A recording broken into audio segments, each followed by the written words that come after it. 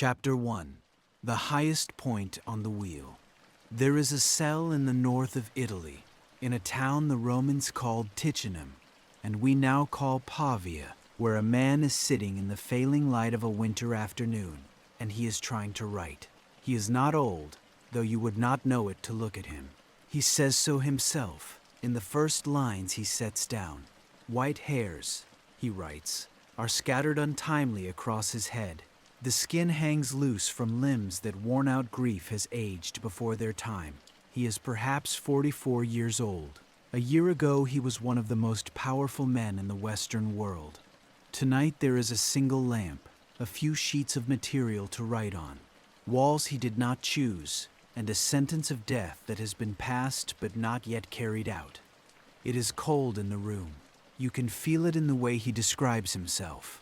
The trembling hand, the body that has stopped feeling like his own. Outside the small window the light is going, the gray northern light of an Italian winter, and somewhere beyond the walls is a town going about its evening. People lighting their own lamps, setting their own tables, none of them thinking about the condemned man behind the stone. He can hear, perhaps, the ordinary sounds of a world that has already moved on without him, and he sits with his pen, and he does the only thing he has left that no one can take. He thinks. The man's name is Anicius Manlius Severinus Boethius, and the strange thing, the thing that has kept scholars turning his pages for 15 centuries, is what he chooses to write in this room. Not a plea, not a curse, not a letter begging the king for mercy or naming the enemies who put him here. He is writing of all things, a consolation. He is sitting in the antechamber of his own execution, and he is composing the argument that will persuade himself that he has, in the end, lost nothing that was ever truly his. We will come back to that argument. We will come back to this cell, because almost everything that matters in this story happens inside it. But there is something this book will refuse to do. A silence at its center that everyone who reads it notices, and no one can quite explain. And I want you to hold that in the back of your mind as we go. A man facing death wrote the most consoling book of the next 1,000 years, and he left out the one thing you would most expect him to reach for. We'll come to what it is, and why it may be the most important thing about him, before this night is over. While you're settling in tonight, if you're finding this channel a companion in the quiet hours, a like or a subscription genuinely helps these stories reach others looking for the same. And tell me where in the world you're listening from, and what time it is in your corner of the night. I always find it remarkable how many places join us for these midnight hours with the ancient philosophers. Now, to understand the man in the cell, you have to understand how high the wheel had carried him, because no one in Rome had further to fall. Boethius was born around the year 480 into the Anicii, and to a Roman of that age, the name Anicii meant roughly what a combination of the oldest aristocracy and the deepest old money might mean today. The family was ancient before it was rich, and rich before almost anyone else. It had given Rome consuls for centuries. It had given Rome, by some accounts, one of its early Christian emperors. To be born an Anicius was to be born already at the top of a structure most men spent their lives trying to climb. He inherited a great house, vast estates, and the one possession he seems to have loved above all the others, a library, walls of it, ivory and glass, the histories say, and shelf upon shelf of scrolls and codices, Greek and Latin, gathered at a time when such a collection was worth a fortune, and rarer than a fortune. His father was consul, the highest honor the Roman state could still bestow, in the year 487. But his father died while Boethius was still a boy, and the child was taken into the household of another great senator, a man named Symmachus. This matters, so hold on to the name. Symmachus raised him, educated him, treated him as a son, and in time gave him his daughter, Rusticiana, in marriage. So Boethius grew up doubly fortunate, born into one great family, raised into the heart of another, surrounded from his earliest years by the two things that would define him, wealth and books. And he used the books This is the part that casual histories skip, and it is the part that makes him extraordinary, because by the time Boethius was a young man, something had been quietly lost in the Latin West, and almost no one had noticed. The knowledge of Greek was disappearing.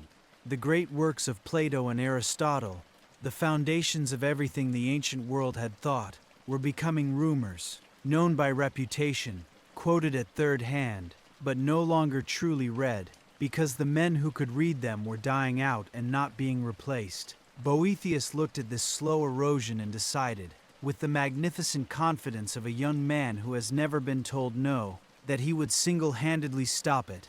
He would translate the whole of Plato into Latin, the whole of Aristotle, and then he would prove that the two great philosophers, so often set against each other, were really in harmony all along. It was an impossible project, and he knew it, and he began it anyway. He never finished. Politics would see to that, but he got further than anyone had a right to expect. The logical works of Aristotle, the introduction by Porphyry, commentaries layered upon commentaries, and because he did, those texts survived the long centuries when nothing else did. For 500 years afterward, when a student anywhere in Europe learned how to reason, how to define a term, how to tell a valid argument from a fallacy, he learned it through Boethius. He is the bridge, the last man of the classical world and the first man of the one that followed. Almost everything Greek thought that reached the Middle Ages reached it because one wealthy young Roman, in his ivory-walled library, refused to let it die. It is worth pausing on the irony of that because the whole story turns on it. Here was a man who already had everything fortune could give, and what did he do with it? He spent his freedom and his fortune trying to give away the one kind of wealth that cannot be spent. He poured his comfortable years into preserving, for strangers he would never meet, the thoughts of men 1,000 years dead. He was, without yet knowing it, already practicing the lesson the cell would one day teach him by force, that the only things truly worth having are the things you cannot lose by losing them. But there is one more work of his I want to tell you about, because it is the strangest and, for us, the most important, and almost no one outside a music conservatory has ever heard of it. Boethius wrote a book about music, not songs, not how to play, a book about what music is, and his answer would shape how the whole of Europe understood sound for the next 1,000 years. He called it De Institutione Musica, the fundamentals of music, and in it he made a claim that sounds, at first, like mysticism, and turns out, the longer you sit with it, to be something stranger and more beautiful than that. There are, Boethius said, 3 kinds of music in the universe. The first he called musica instrumentalis, instrumental music, the music we know, the plucked string, the struck drum, the human voice raised in song, the sounds a body can make and an ear can hear. The second he called musica humanae, human music, and by this he did not mean anything you could hear at all. He meant the harmony inside a person, the way, when a life is going well, the body and the soul and the mind are tuned to one another like the strings of a single instrument, each in its proper relation to the others, the whole thing in concord. A person, Boethius believed, is a kind of music, and when a person falls out of true, when grief or fear or greed pulls one part of them out of tune with the rest, that too is a fact about music. The discord is real. You can feel it, even though no one can hear it. And the third, the highest he called musica mundana, the music of the world, the music of the spheres. He believed, as the old Greeks before him had believed, that the heavens themselves move in proportions, and that proportion is the same thing as harmony, and that therefore the turning of the planets, the cycle of the seasons, the balance of the elements, the whole vast machinery of the cosmos, is a single piece of music playing without end. To understand why he believed something so strange, you have to understand what the ancients had discovered about sound, and it is genuinely one of the most beautiful discoveries in all of human history.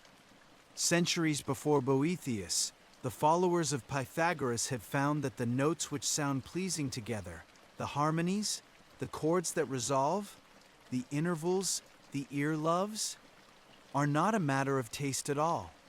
They are a matter of number. Take a string and pluck it. Now stop it exactly halfway along and pluck it again, and you get the same note an octave higher, the ratio of 2 to 1. Stop it at 2/3, and you get the interval we call a fifth, the most consoling sound in music, the ratio of 3 to 2. The most beautiful sounds the human ear can hear turned out to be the simplest whole number ratios that exist. Harmony was arithmetic you could hear. Number, made audible, and if number governed the sounds of a plucked string, the ancients reasoned, then number must govern everything. The distances between the planets, the speeds of their turning, the proportions of a well-made soul. The universe was built out of the same ratios as a song. To them this was not poetry, it was physics. So when Boethius wrote that the cosmos was music, he meant it almost literally. Music for him was not entertainment, it was the audible face of the order underneath all things. And because of that, he believed music was bound up with morality itself, that the harmonies a person surrounds themselves with shape the harmony of their own soul, for better or for worse. Music, he wrote, is part of us, and either ennobles or degrades our behavior. A soul exposed to disorder becomes disordered.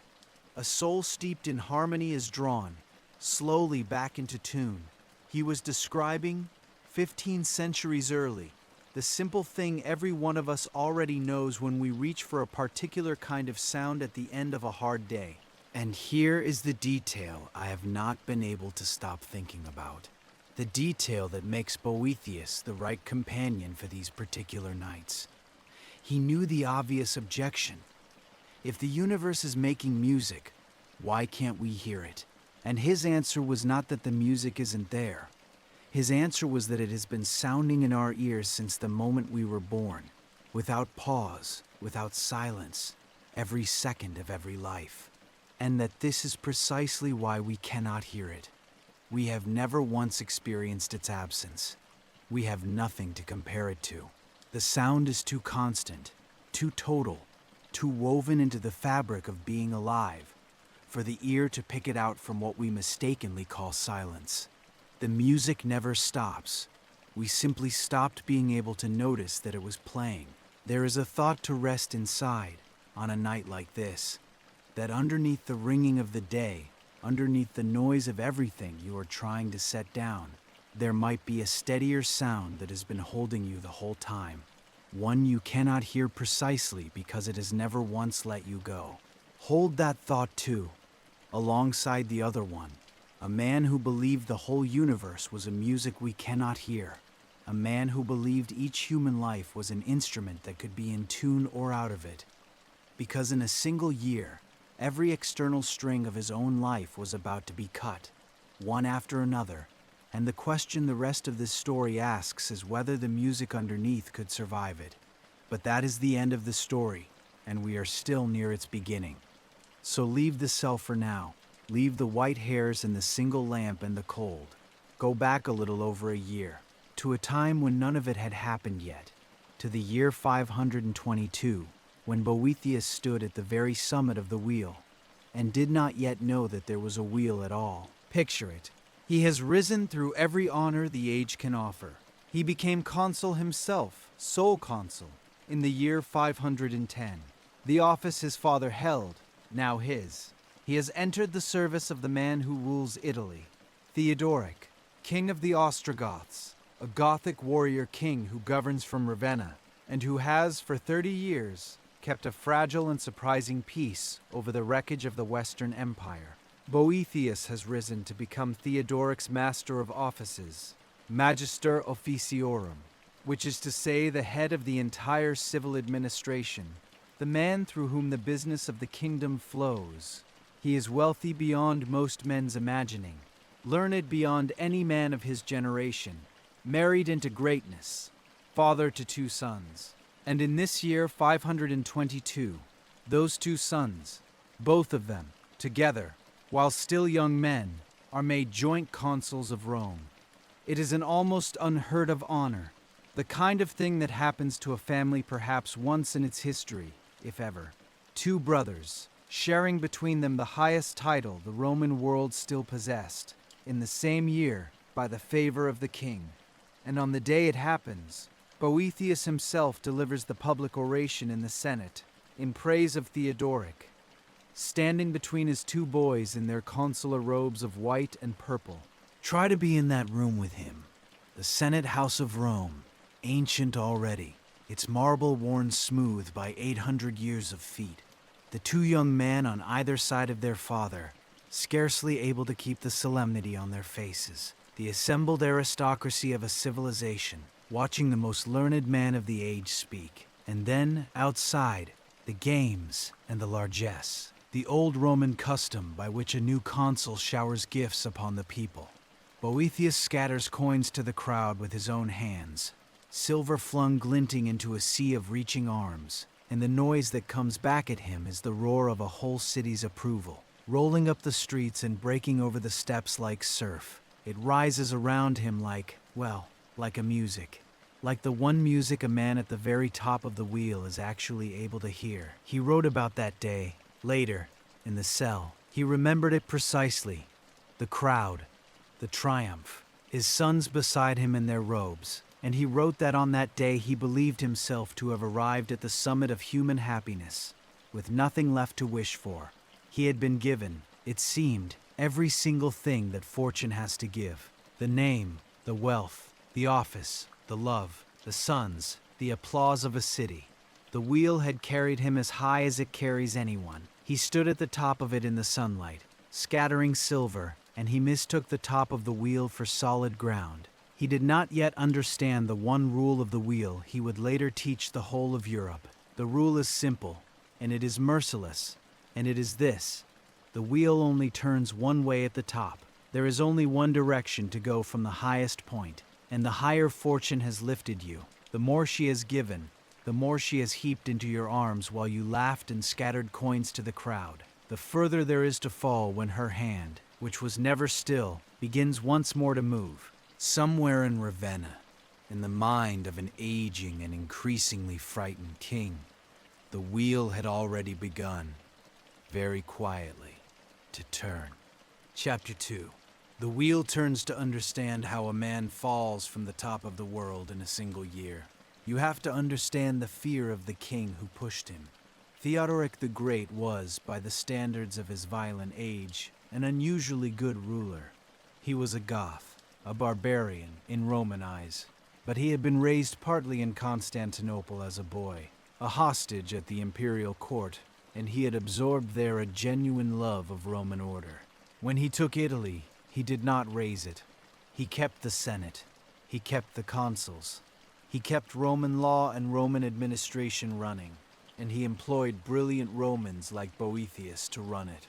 For 30 years, Goths and Romans had lived side by side under his peace, and Italy had been more stable than it had been in living memory. But Theodoric and his Goths were Christians of a particular kind, Arians, followers of a version of the faith that the rest of the Roman world had condemned as heresy. And Boethius and the old Roman senatorial families were Catholics, in communion with the Church of Rome and, beyond it, with the great Christian emperor far away in the east, in Constantinople. For most of Theodoric's reign, this difference had not mattered much. But in the year 519, and then more sharply in the years that followed, it began to matter enormously. A new emperor, Justin, had come to the throne in Constantinople, a hard Orthodox Catholic, and he had begun to move against the Arians in his own territory, and to mend the long quarrel between the Eastern and Western churches. To an aging Theodoric, watching from Ravenna, this looked like the beginning of something dangerous. The Catholic Roman aristocracy he had ruled for 30 years now had a powerful Catholic emperor in the East, of their own faith, no longer estranged from their church. What if his Roman senators' true loyalty lay not with their Gothic king, but with that distant emperor who shared their faith? What if the men who ran his kingdom were, in their hearts, waiting for the empire to return? It was the suspicion of an old man who had ruled long enough to fear losing everything. And suspicion, in the mind of a king does not need to be true to be fatal. There is a real tragedy in this, and it is worth sitting with, because it is not the simple story of a wicked tyrant and an innocent victim. Theodoric had been, for most of his long reign, a genuinely wise ruler, a man who had held a shattered country together with patience and tolerance for 3 decades, who had let Romans be Romans and Goths be Goths and kept the peace between them. But he was old now and frightened, and a frightened man at the top of his own wheel will do things a secure man never would. The same fear of loss that drives an ordinary person to lie awake counting their worries drove a king to destroy the best man in his kingdom. Fortune's wheel does not only turn under its victims, it turns, just as cruelly, under those who push others off, and Theodoric, as we will see, was closer to his own fall than he knew. And Boethius, for all his brilliance, had made himself the perfect target. He was wealthy, which bred envy. He was learned past the point where lesser men could follow him, which bred resentment. And worst of all, in a court greased by flattery and quiet corruption, he was honest. He had used his years as master of offices to block the schemes of grasping officials, to protect the poor of the provinces from men who would have squeezed them, to refuse the small everyday compromises by which careers are smoothed. He records this himself, and there is no reason to doubt him. Again and again he had stood between some powerful predator and his prey, and made an enemy each time. He had spent his integrity buying protection for strangers, and integrity, it turns out, makes a great many enemies and very few friends willing to stand up when the wheel begins to turn. The spark, when it came, was small. A senator named Albinus, a Catholic, an aristocrat, one of Boethius's own circle, was accused of writing letters to the Emperor Justin in Constantinople. Treasonous letters, it was alleged, letters that looked toward the east. The accusation was brought before the king in his council, and it was, in all likelihood, either invented or wildly exaggerated. But the charge was made, and Albinus stood to be destroyed by it. And here Boethius did the thing that ended him. He stood up. As master of offices, in the council, in the presence of the king's men, he defended Albinus. He said, and he records the words himself, with a kind of bitter pride in the cell afterward, that the charge was false, that if Albinus was guilty, then he, Boethius, and the whole Senate were guilty too, that the accusation was a fabrication. He put himself between the accused man and the machinery that was coming for him, and in doing so he turned that machinery toward himself. It moved fast. The accusers, and there were men at court who had long resented this brilliant, wealthy, incorruptible Roman who would not flatter them and would not look away from their corruption, now produced letters said to be in Boethius's own hand. Letters, they claimed, that spoke of restoring Roman liberty. Letters that looked, like Albinus's, toward Constantinople. Boethius said the letters were forged. We have no way now to know for certain, but the weight of history leans toward his innocence. The case has the shape of men using a king's fear to destroy a rival they could not beat any other way. And to the charge of treason they added a second, stranger charge, one calculated to strip away any sympathy. They accused him of sorcery, of practicing magic, of consorting with unclean spirits. The scholar with the famous library, the man who knew Greek and mathematics and astronomy. Of course, his enemies whispered, such knowledge must be more than natural. He was given no real defense. The Senate, the body he had risen from, the body he believed he was protecting, did not stand with him, whether from fear or relief that the blow had fallen on another man and not on them. They let him go without a word. He was 300 miles away when much of his trial was conducted, unable to face his accusers, unable to answer the charges, condemned in his absence on the word of men he knew to be lying. He records the bitterness of it in the cell, that he was not even granted the dignity of a hearing, that the very Senate he had risked himself to defend now stayed silent to save its own skin. He was stripped of his office, stripped of his honors, stripped of his vast property, and sent under guard far from Rome, to Pavia, to wait. The sentence was death. Only the timing was uncertain, and the cruelty did not stop with him. Symmachus. Remember Symmachus, the man who had taken in the orphaned boy and raised him as a son, given him his daughter, made him family. Symmachus, now an old man himself, spoke up for his son-in-law, and for that, before long, Symmachus too was arrested and put to death. So Boethius in his cell had not only his own ruin to grieve, he had the knowledge that the man who had been a father to him was being dragged down into the same pit for the crime of loving him. Fortune, when she turns, rarely takes only one thing at a time, and so we arrive, at last, fully, in the cell where this story began. Try to feel the size of the drop. A year before, he had stood in the Senate between his two sons in their consular robes and scattered gold to a cheering crowd. Now the son's fate is unknown to him. The wife he loves is far away. The great library is gone with everything else. The cheering is 1,500 miles distant, and the man who was the head of a kingdom's administration is a prisoner with a death sentence, sitting in the cold, trying to make his hands stop shaking long enough to write. What he writes, at first, is exactly what you would expect. Self-pity, grief. He calls upon the muses, the old goddesses of poetry, and they come to his bedside, and they help him compose verses of complaint, mournful poems about how undeserved his suffering is, how unjust the world, how far he has fallen. He weeps as he writes. He looks back at the life that was taken, and forward at the death that is coming, and he can find no comfort in either direction. It is the most natural thing in the world, this grief. It is what any of us would feel, and it is also, though he cannot see it yet, the lowest point of his life.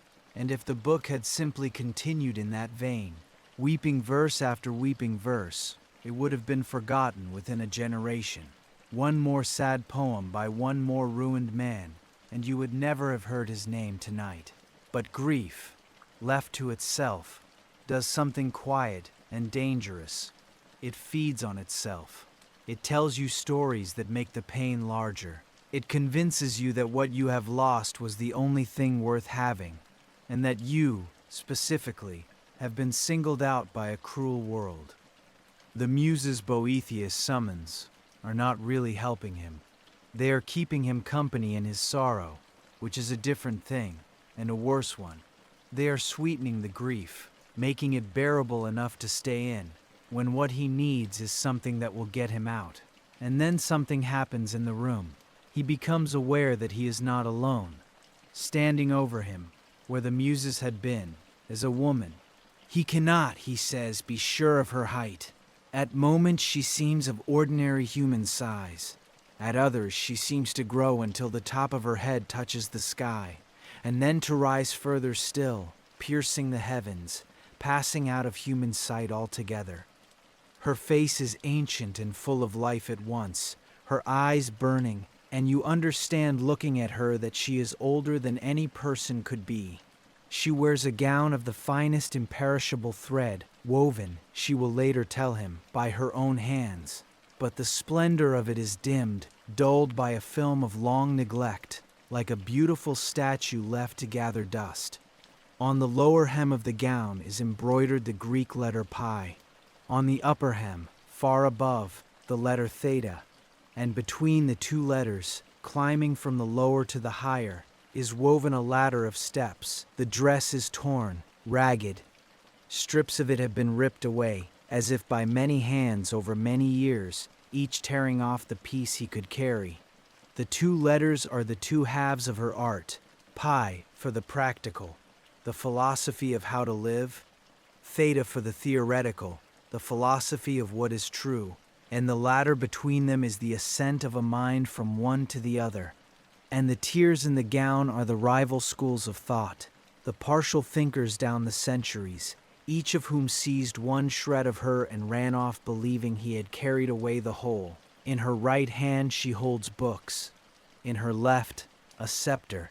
She looks at the muses gathered around the weeping prisoner, and her ancient eyes flash with anger. "Get out," she tells them. These hysterical creatures, she calls them, who have no medicine for his sickness, only sweet poisons that feed the grief instead of curing it. You will make him worse. You will steal away the very reason he needs to save himself. Leave him to me." And the muses scatter, ashamed, and the woman bends over the prisoner, and with a fold of her torn gown she gently wipes the tears from his clouded eyes. It is worth pausing on what she has just done, because it is the hinge of the whole book. She has not told him to stop feeling. She has not told him his loss was small, or that he should simply cheer up, or that everything happens for a reason, the empty things we say to one another in pain.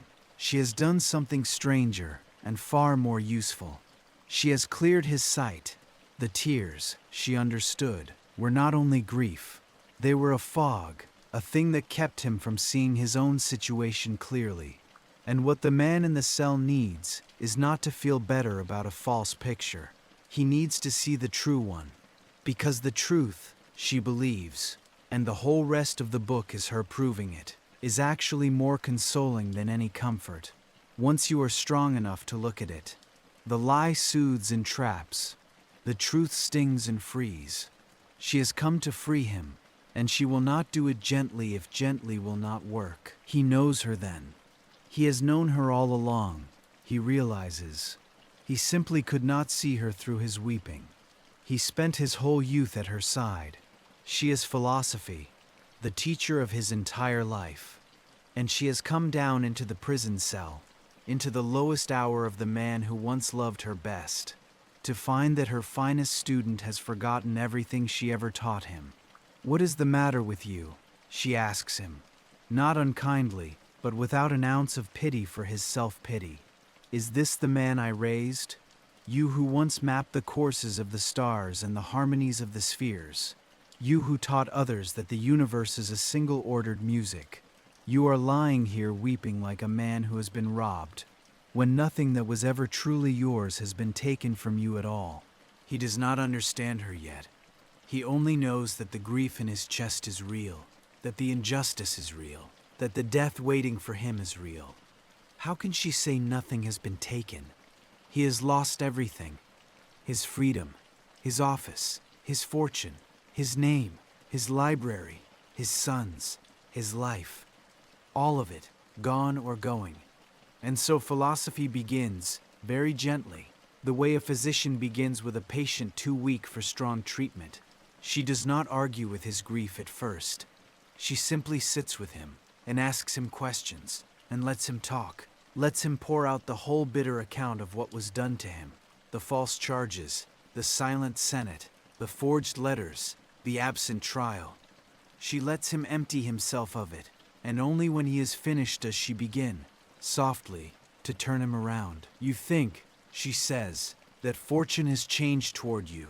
You think she has turned her face away, that she was your friend and has become your enemy.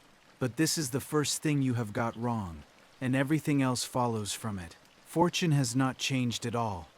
Fortune has done the one thing fortune always does, the only thing she has ever done, to every person who ever lived. She has turned her wheel. You are not the victim of some special betrayal. You are simply, for the first time, seeing her true face, the face that was always there, behind the gifts. The whole time you were enjoying them. You knew her nature when she was lifting you. You praised her, and took her gifts, and never once complained that the wheel might turn. And now that it has turned, as it always must, you call it cruelty. But it was never anything other than what it always was.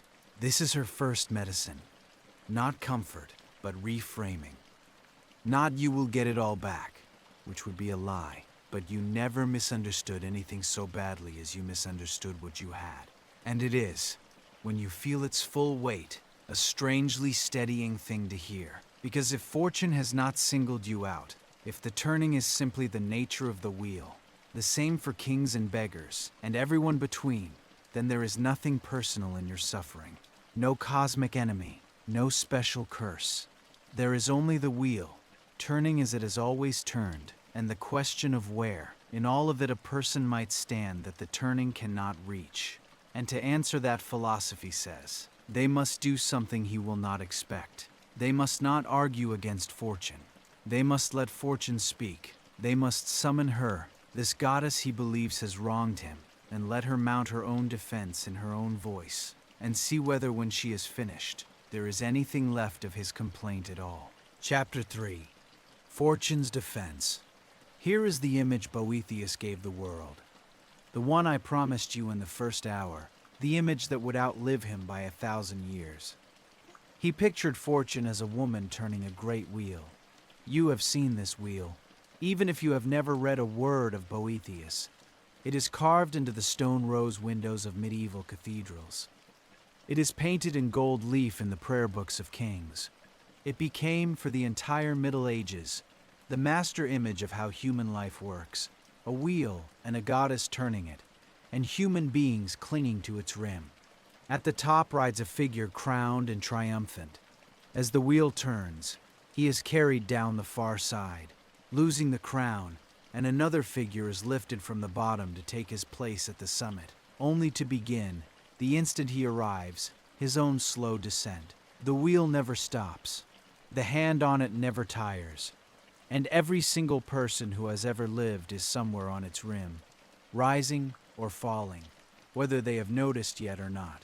Boethius did not invent the goddess Fortune. The Romans had worshipped her for centuries. But it was Boethius, in this cell, who fixed her to the wheel forever, and gave the image the words that made it unforgettable. And he did it by doing something remarkable. He let her speak. He let Fortune mount her own defense, in her own voice, against the prisoner's accusation that she had wronged him. It is worth pausing on why that image of all images took such deep root that it ruled the imagination of Europe for 1,000 years. Because it is honest in a way that comforting stories are not. It does not promise that the good are rewarded and the wicked punished. Everyone watching a real life could see that this was not reliably so. It does not promise that if you are clever enough, or careful enough, or deserving enough, you can climb to the top and stay there. It promises the opposite, that the wheel turns for everyone, the deserving and the undeserving alike, that the beggar may rise and the king may fall for no reason that tracks their virtue at all. And strangely, that honesty is a kind of mercy, because if your fall is not a punishment, if it is simply the wheel doing what the wheel does, then it carries no shame. You are not being judged. You are being turned like everyone before you and everyone after. There is a great loneliness that lifts off a person the moment they understand that their suffering is not special, not deserved, not a verdict. It is only the wheel, and the wheel turns for kings. So philosophy, in the cell, speaks now in the voice of Fortune. And Fortune addresses the weeping man directly, and what she says is the heart of everything. Why, she asks him, do you accuse me day after day with your complaints? What injury have I actually done you? What have I taken from you that was ever in truth your own? Choose any judge you like, she says, and let us argue the case of who owns what before him. And here is my argument. You came into this world naked, helpless, owning nothing. Not the clothes you would later wear, not the name you would later carry, not a single coin of the fortune you would later mourn. You had nothing. And I came to you. I, Fortune, took you up. I clothed you in wealth and honor. I poured my gifts into your open hands. The library, the offices, the consulships, the cheering crowds, your sons in their robes. I gave you all of it, freely, generously, as a loan. For that is what I am, she says. That is the only thing I have ever been. I am the turning. Inconstancy is not my flaw. It is my nature, my very self. The one thing about me that never changes. To ask Fortune to hold still is to ask the sea to stop being wet. I told you what I was the whole time. You watched my wheel lift other men and cast them down your whole life long. You knew. And now that the wheel has carried you, in your turn from the top toward the bottom, you cry out that you have been robbed, as though I had broken some promise. But I never promised. I only ever lent. And now, like any lender, I am simply calling back what was always mine. If a man lets you live in his house for a while and then asks for it back, you do not call him a thief. You were a guest in the house of my gifts. The lease has ended, that is all. And do not imagine, she says, that you are the first. Look at the great ones who rode my wheel before you. Croesus, king of Lydia, the richest man of the ancient world, so wealthy that his very name became the word for wealth. Croesus, who thought his gold made him untouchable, ended his days a captive, condemned to the fire by a conqueror. Perses, the last king of Macedonia, who inherited the throne of Alexander's heirs, ended his life a prisoner of Rome, paraded through the streets in chains for the crowds to jeer at. These were not careless men. They were the most fortunate men of their ages, lifted higher than you were ever lifted, and the wheel turned under them exactly as it has turned under you, because it turns under everyone, and the higher it has carried a man, the more spectacular the world finds his fall. You are in the oldest company there is. There is an old story. Fortune reminds him, Homer told it, that at the threshold of the house of Zeus there stand two great jars. One is filled with sorrows, and one with blessings, and the god ladles from both into every human life that is born. No one drinks from only one jar. There is no life of pure blessing, and there has never been one, not for the richest king nor the humblest farmer. To demand from existence an unbroken run of good fortune is to demand a thing that has never been granted to anyone who ever lived. You had your years of drawing from the sweeter jar. Did you imagine the other was not also being poured?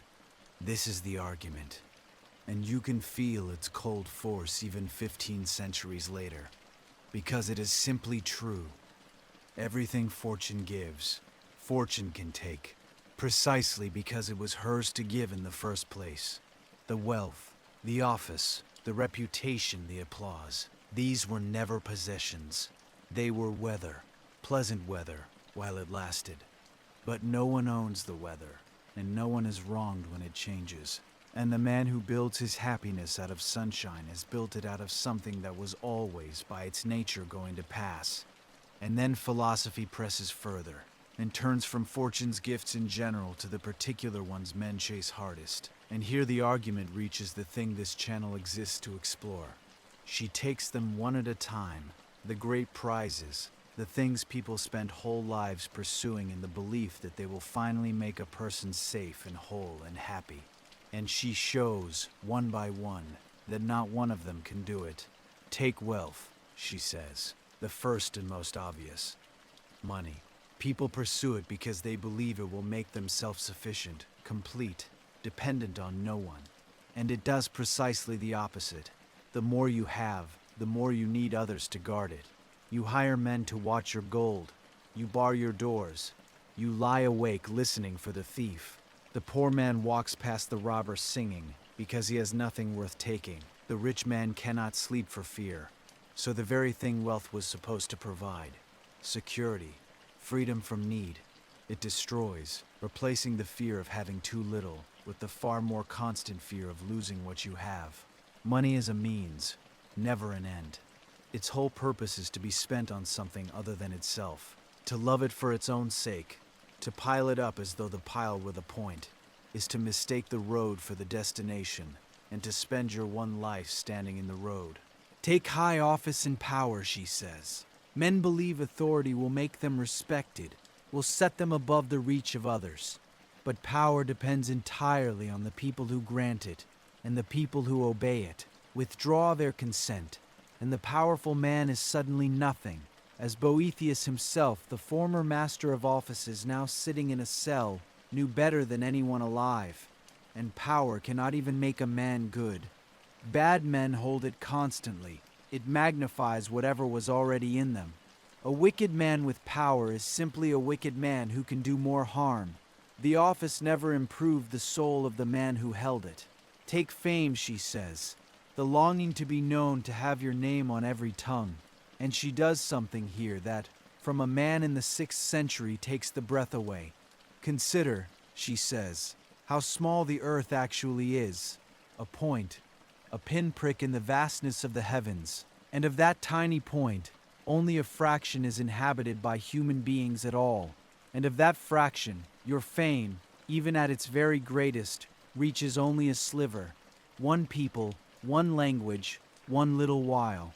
There are nations on this same small earth who will never hear your name however loud you shout it. And beyond all of that waits the simplest fact of all.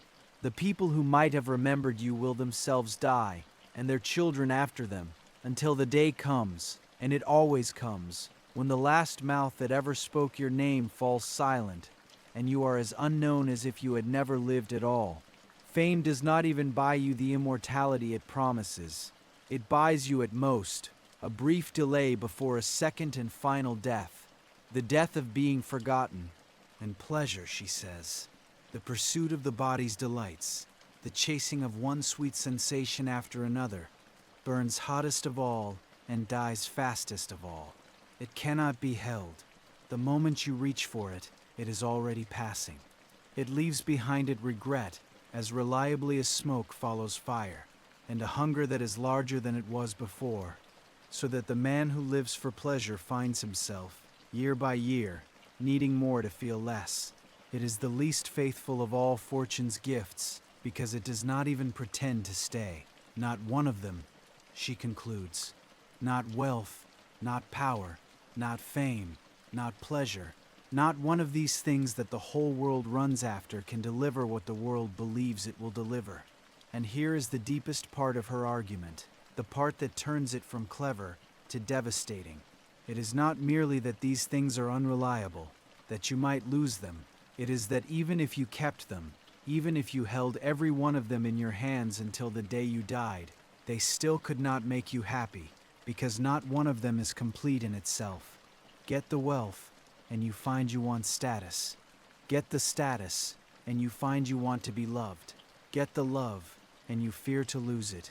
Each prize, the moment it is grasped, points beyond itself to the next, so that the chase has no end and no rest built into it anywhere. They are all gifts of fortune, every one, which means they are all on the wheel, which means they are all always in the act of being given and taken away. To build your happiness on any of them is to build it on the rim of a turning wheel, and then to be astonished when you find yourself, in time, hanging upside down. Now let me bring this out of the 6th century for a moment, because the thing about Boethius is that nothing has changed. You know this wheel. You have felt it. Perhaps you have felt it tonight, which is part of why you were awake. The promotion that was going to fix everything, and didn't. The number in the account that was going to be enough, and then a larger number became the new enough, and the larger one after that. The thing you wanted so badly that you were sure contentment was waiting on the other side of getting it. And then you got it, and the contentment was not there, and within a month or a week, you had found something new to want. The lottery winners who are broke and miserable within 5 years. The people who have everything the advertisements promised, and lie awake at 3 a.m. anyway, listening. Like Boethius's rich man for the thief. Fortune's wheel is not a medieval superstition. It is the most accurate description anyone has ever written of the treadmill that an entire modern world is running on. Faster and faster, in the belief that the next acquisition is the one that will finally let them stop. And the cruelty of the modern version is that the wheel now spins faster than it ever has. Boethius watched a few great men rise and fall in a lifetime. We watch 1,000 of them rise and fall every day, scrolling past the famous and the wealthy and the envied, each of them a figure on the rim, each held up for a moment and then dropped. And every image of someone else's summit quietly tells us that we are not yet high enough on our own wheel. The machinery that 15 centuries ago Boethius could see clearly because it had just thrown him to the ground, most of us cannot see at all, because we have never once been off it long enough to feel the turning. We mistake the ride for the ground, exactly as he did, on the day he stood in the Senate scattering silver. It usually takes a fall to teach a person what he was really standing on.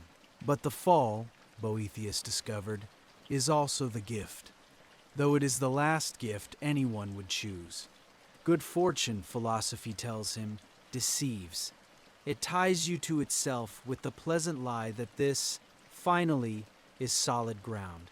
Bad fortune instructs. It does the one thing good fortune never can. It shows you, suddenly and without mercy, which of the things in your life were truly yours, and which were only ever on loan. When the wheel threw him down, it tore away everything that was fortune's, and in doing so, it showed him, for the first time in his comfortable life, the one thing left standing in the wreckage that no turning had touched. He had to lose the whole world to find out what part of him was never the world's to take. There is nothing miserable, Boethius wrote in that cell, unless you think it so. And on the other hand, nothing brings happiness unless you are content with it. Sit with that line for a moment, because it is the quiet center of the whole book, and it is doing more than it first appears. He is not saying that loss does not hurt, or that pain is an illusion, or that you can simply decide to be happy and it will be so. He is saying something more precise and more useful, that between the things that happen to you and your suffering over them, there is a step. The step where you judge what has happened, where you decide what it means, where you tell yourself the story of whether you have been blessed or ruined. The wheel turns. That is not in your power. But the meaning you assign to the turning, whether you call it a catastrophe or simply the nature of things, that step happens inside you, in the one room where fortune has no key. Two men can lose the same fortune. One is destroyed by it, and one is freed by it. And the difference is not in the loss. The difference is in the judging.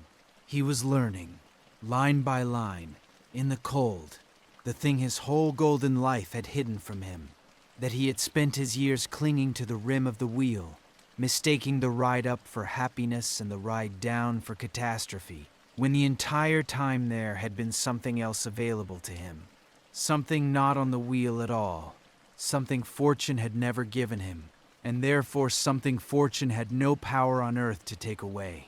And that, the one thing off the wheel, the only wealth that cannot be reached, is what philosophy turns to last.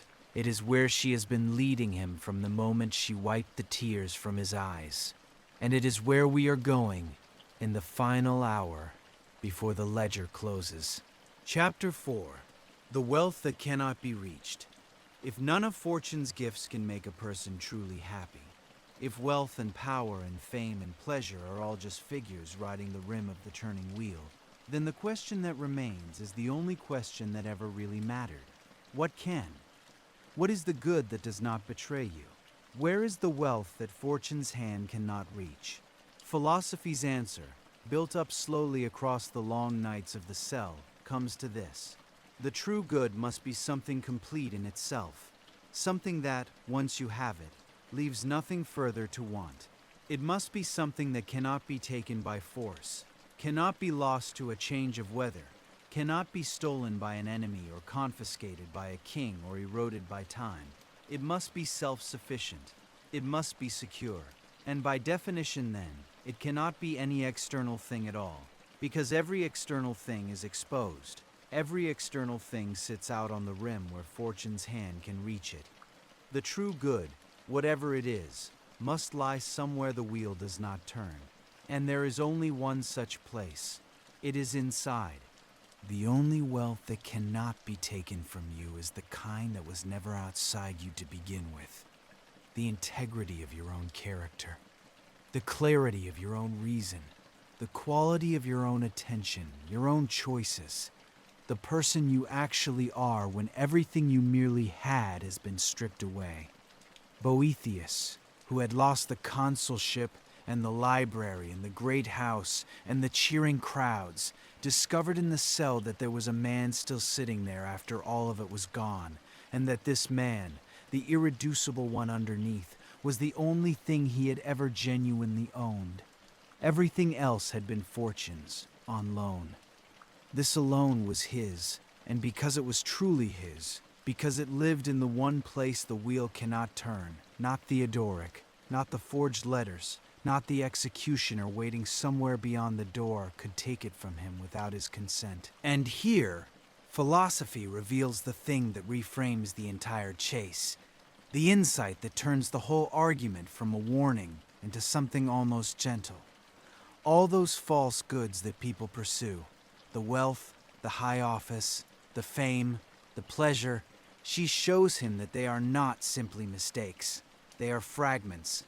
Each one is a broken off piece of the single, complete good that every human being is really reaching for. When you pursue wealth, what you actually want underneath is self-sufficiency, to lack nothing, to be complete. When you pursue power, what you want is to be unshakable, secure.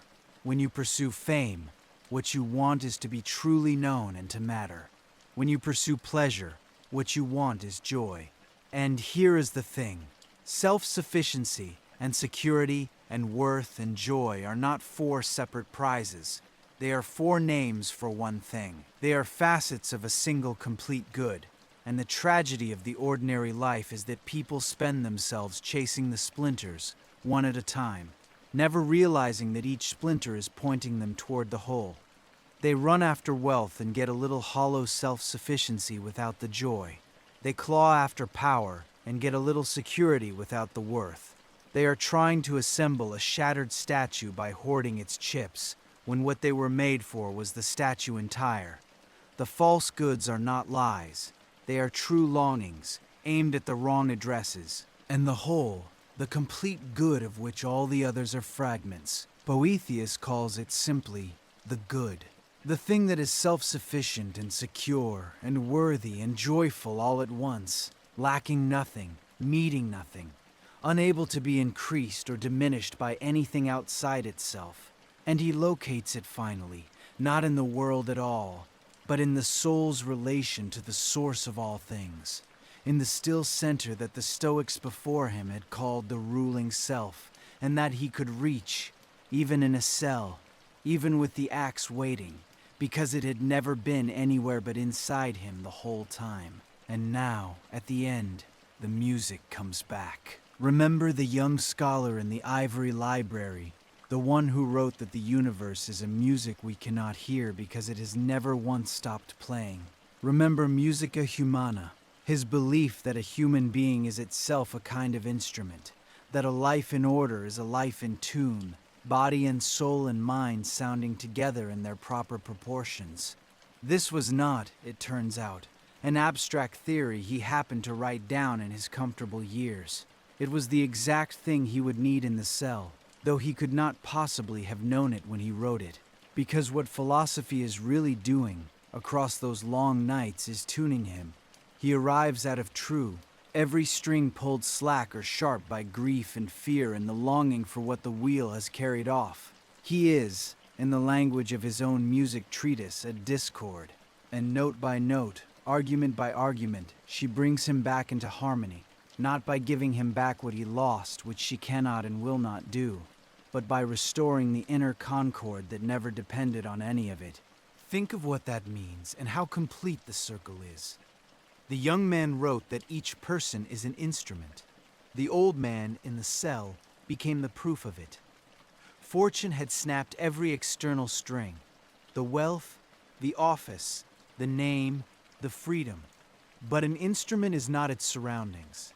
An instrument is the tension and proportion of the strings that remain, and those strings, reason, character, the will to meet the truth without flinching, were still there, still his, still capable of being brought into tune.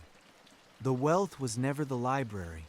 The wealth was never the consulship or the crowds. The wealth was the tuned soul that could sit in an empty cell with nothing, under sentence of death, and still hear, faintly, beneath what the world calls silence, the one music that does not stop. And that is why a channel built on a single quiet tone beneath the words has, in a sense, been telling his story all along. The tone you can half hear under this voice tonight is not so different from what Boethius believed was sounding under everything. Always, the steady note beneath the noise, the harmony the ear forgets, because it has never once been without it. He spent his life mapping it in the heavens. He proved it, at the end, inside one ruined man in one cold room.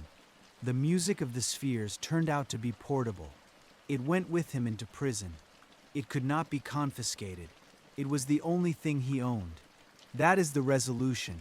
And now I owe you the other thing, the silence at the center of the book, the thing I ask you to hold on to in the very first hour.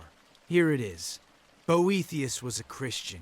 We know this for certain. He wrote theological works defending Christian doctrine, and he died, in part, because of which kind of Christian he was.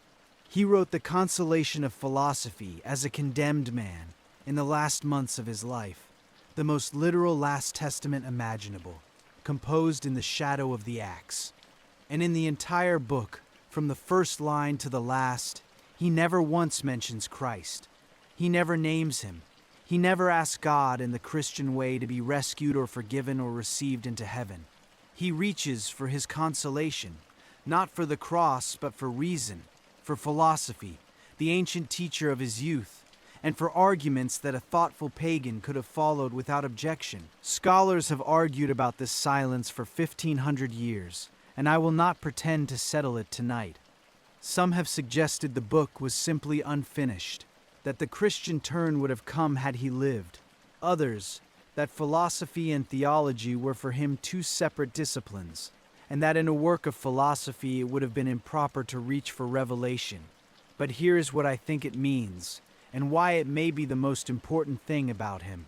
Boethius, facing death, wanted to know whether a human being could be consoled, truly, genuinely consoled, by truth alone, not by the promise of a reward in another life, not by an appeal to be rescued at the last moment, by nothing except a clear-eyed understanding of what is real, what is his, and what was only ever fortune's to lend.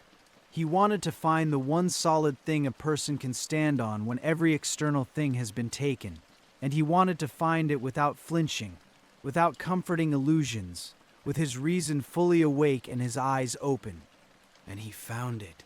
He found that the tuned soul, the good will, the integrity that lives where the wheel cannot turn, is enough. That a man with nothing left, no freedom, no wealth, no name, no future, can still possess the only thing that was ever truly wealth, and can possess it so completely that he can sit in its company and write calmly while the executioner waits in the next chapter of his own life. The silence at the center of the book is not an absence of faith. It is the sound of a man proving, for himself and for everyone who would ever read him after, exactly how much can be saved when everything else is lost. He was not writing about consolation. He was demonstrating it in real time with his own life as the laboratory and his own death as the deadline. The book works because it is true, and we know it is true because of the circumstances in which it was written. A comfortable man telling you that wealth does not matter is easy to dismiss. A man who had everything, lost it all in a year, and sat in the wreckage writing that he had lost nothing that was ever truly his. That is a different kind of witness. He paid for every word. We do not need to dwell on how it ended for him. The sentence was carried out, in the end, as such sentences were. The histories record that it was cruel, and we will leave it there, in the dark, where it belongs. His father-in-law Symmachus, the man who had raised him, was executed soon after, and Theodoric, the frightened old king who had ordered it all, was himself dead within about 2 years. The wheel he had turned against Boethius turned, as it always does, under him in his turn. He died uneasy and suspicious, his long and once wise reign curdling into fear at the very end. His name remembered ever after partly for this one thing, that he killed the last philosopher of the ancient world. Fortune kept no special exemption for the man who worked her cruelty. She never does. But the book did not die. This is the part that would, I think, have made Boethius smile in his cell, if he could have somehow seen it coming. The book he wrote in those final months to console an audience of one himself in a room he never expected to leave became one of the most beloved and most copied books in the entire history of the West. Think of the strangeness of that. For 1,000 years it sat in every educated person's library, in monasteries and universities and the studies of kings. King Alfred of England, 4 centuries later, translated it into English with his own hand. because he wanted his people to have it. Geoffrey Chaucer translated it. Queen Elizabeth I, when she needed steadying in her own difficult reign, sat down and translated it for herself, in her own hand, for her own consolation, 1,000 years after the man died. Dante, the greatest poet of the Middle Ages, placed Boethius among the souls of pure light in the highest circle of paradise. The image of fortune's wheel that he fixed into words spun on through every cathedral window and every poem and every painted manuscript of the next 1,000 years, until it became simply how the Western world pictured the shape of a human life. Consider what that means against the ledger of his own fall. Fortune took the consulship, and the consulship is forgotten. Fortune took the wealth, the estates, the great library of ivory and glass, all gone, scattered, dust. Fortune took the offices and the honors and the applauding crowds, every single thing she had ever lent him, down to his life itself, and the one thing she could not touch, the work of his own mind, made in poverty, in a cell, with nothing, out of the one possession that was truly his. That is the thing that survived. That is the thing that outlasted the empire and the king and the centuries. He lost everything he had been given and kept the only thing he had made. The man proved his own argument with his own afterlife, that the wealth on the rim of the wheel is borrowed and returns to the lender, and the wealth at the still center is yours, and yours alone and lasts, which leaves only you and your own wheel and the quiet of this particular night, because you are on it too. We all are, always, somewhere on the rim, rising or falling, clutching the things fortune has lent us, and dreading the turn that will take them back. The promotion, the savings, the good opinion of people whose names we will forget, the next acquisition that is finally going to be enough, all of it weather, all of it on loan, all of it, every bit, out on the rim where the hand never stops moving. But not all of you is on the rim. There is a part of you that the wheel does not reach, the part that is listening right now, the part that chooses and judges and pays attention and decides who to be in the dark when no one is keeping the accounts. That part was never fortune's to give and is not hers to take. It is the one possession that came in with you and goes out with you and belongs to no ledger but your own. It is the tuned string beneath the silence. It is the only wealth that cannot be reached. So let the rest of it go, just for tonight. Let the wheel turn without you for a few hours. The things you are afraid of losing will still be there in the morning, or they won't, and either way your grip on them tonight changes nothing, except whether you rest. Set them down. They were always only borrowed. Boethius could not stop his wheel. Neither can you, and neither can I. That was never on offer. The wheel turns for everyone, and it will go on turning long after this night, lifting and dropping, giving and taking back, indifferent as the tide. But he learned, in the one place a person can learn it, that you do not have to ride the rim with your whole self.